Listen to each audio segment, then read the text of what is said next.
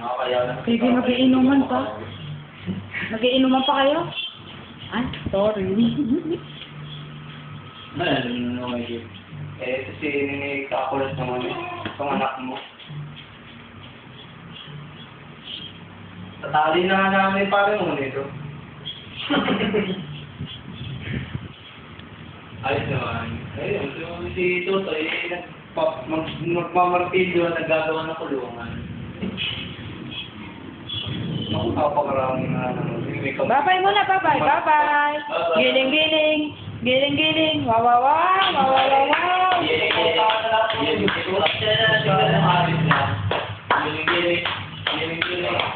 Uy!